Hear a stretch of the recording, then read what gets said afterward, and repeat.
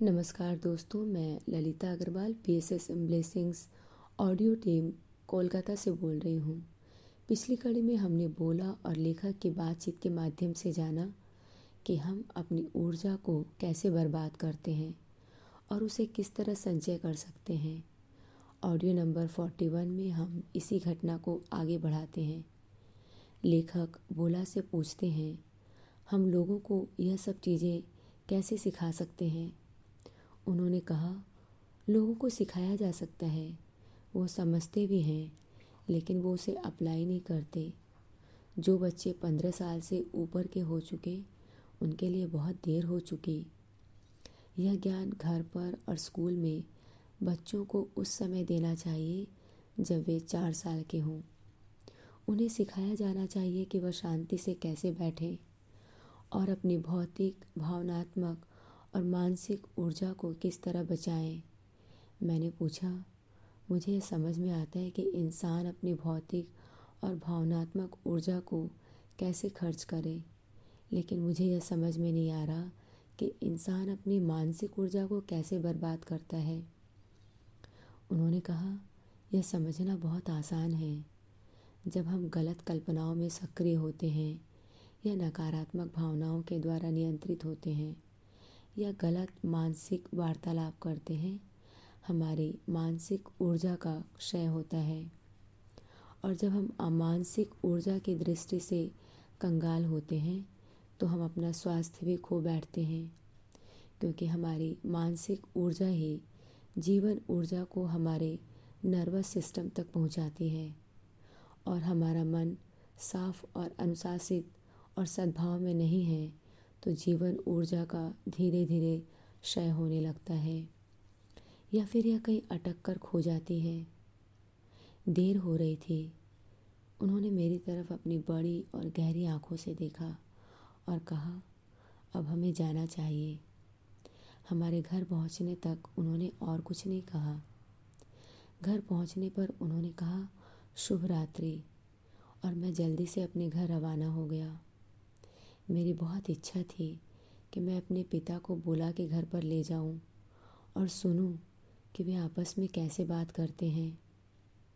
मेरे पिता बहुत ही सार्वभौमिक विचारों वाले थे और धर्म और रहस्यवाद को लेकर उनके कोई पूर्वाग्रह नहीं थे।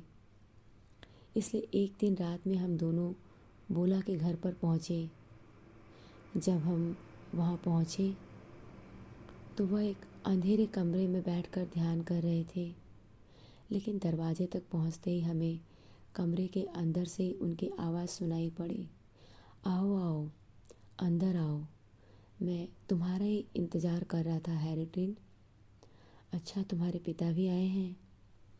और वह दरवाजे पर आकर हमें अपने कमरे में ले गए, जहाँ पूरी तरह अंधकार था। उनकी आकृति भी ठीक से नज़र नहीं आ रही थी। उन्होंने मेरे पिता और मुझे दोनों को विपरीत दिशा में बैठा दिया और बोले, मुझे बहुत खुशी हुई कि आप यहाँ आए। पिता ने कहा, मुझे भी। हैरिटिन ने मुझे आपसे अंतरंग बातचीत का अवसर दिया है।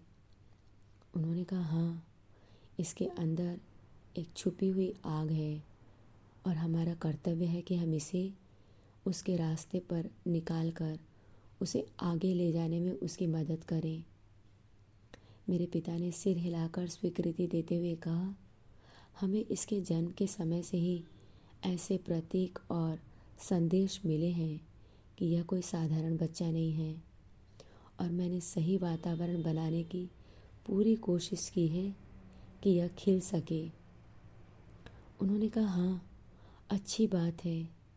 ईश्वर एक व्यक्ति को उसके जन्म के पहले से जानता है और उसका भाग्य भी उसके आत्मा में लिखा होता है। अगर कोई इंसान सहयोग करता है तो उसे अपनी ही आत्मा का आशीर्वाद मिलता है।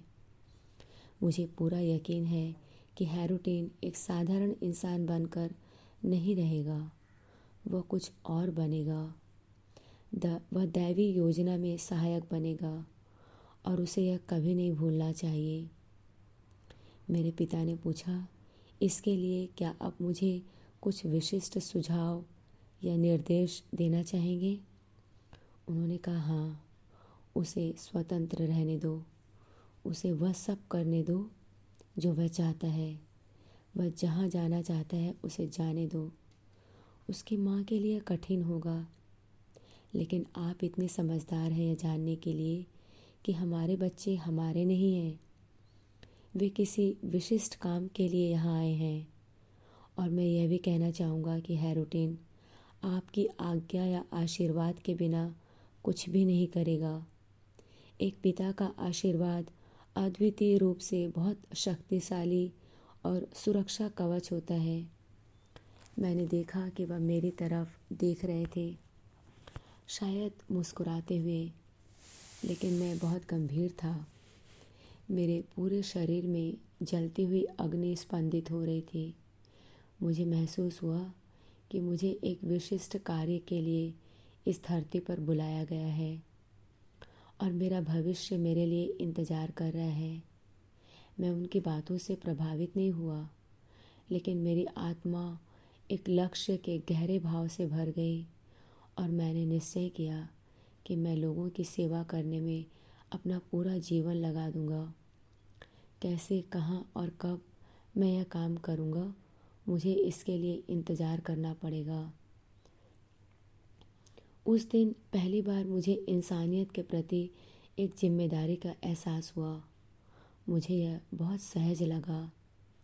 मुझे मालूम था कि इंसानियत को एक बहुत बहुत बड़ी सहायता मिलने वाली है। मैं अपने आप को हर तरीके से तैयार करूँगा कि मैं इस सहायता में हिस्सा ले सकूँ।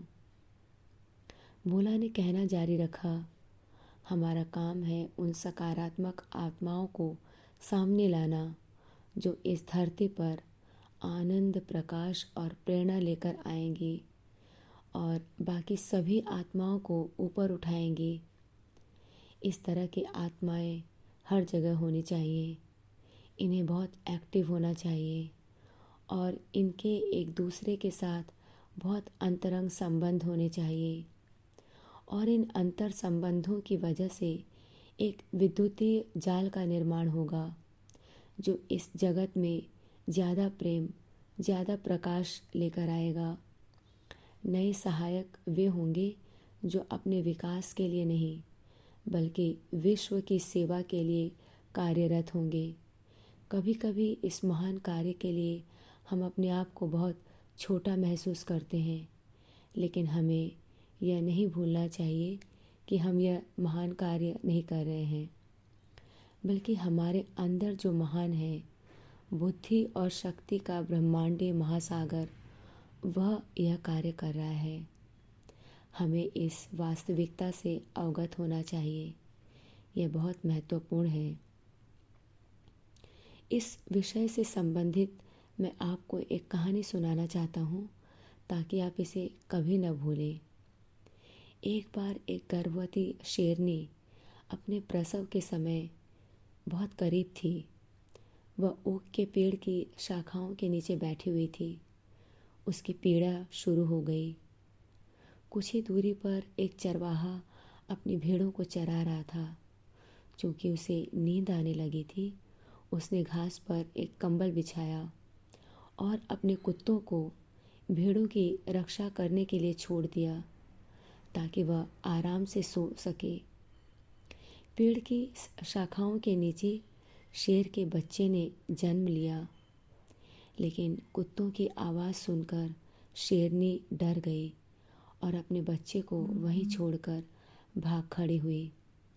चरवाहा जब सोकर उठा तो उसने कंबल उठाया और भेड़ों को चराने के लिए दूसरी जगह जाने लगा।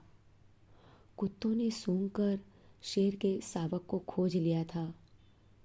चरवाहे को भी दया आ गई। उसने बिन माँ के इस बच्चे को कंबल में लपेटा और अपने साथ ही रखने का निश्चय किया।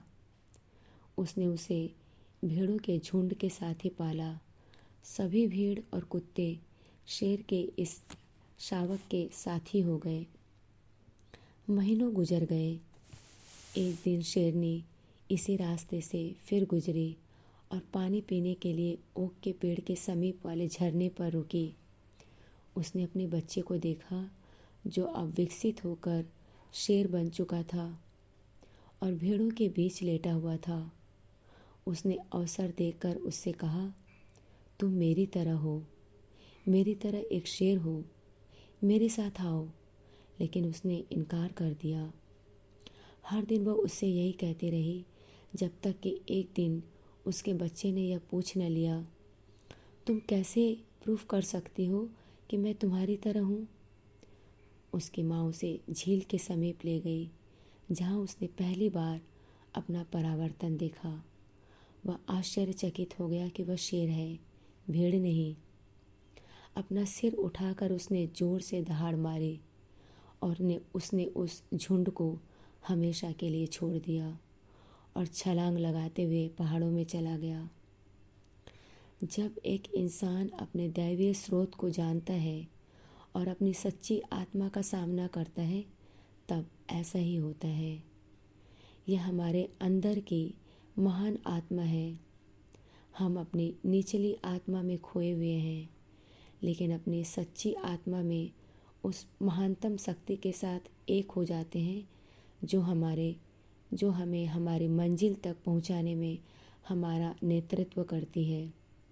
अगर हम अपने अंदर के वैभव को जानें और उसका सामना करें तो हम निरंतर प्रकाश में रहेंगे। इससे हम होश में रहते हैं और मनुष्यता की सेवा करने के लिए तत्पर भी। मनुष्य का उत्थान बहुत महत्वपूर्ण चीज़ है और यह सिर्फ उनके द्वारा ही किया जा सकता है जिन लोगों ने स्वयं की क्षुद्रता से अपने आप को ऊपर उठा लिया है। आज के लिए इतना ही। अगले ऑडियो में हम इसी घटना को आगे बढ़ाएंगे। तब तक के लिए धन्यवाद दोस्तों। आप सभी का बहुत बहुत आभार। आपका दिन शुभ हो।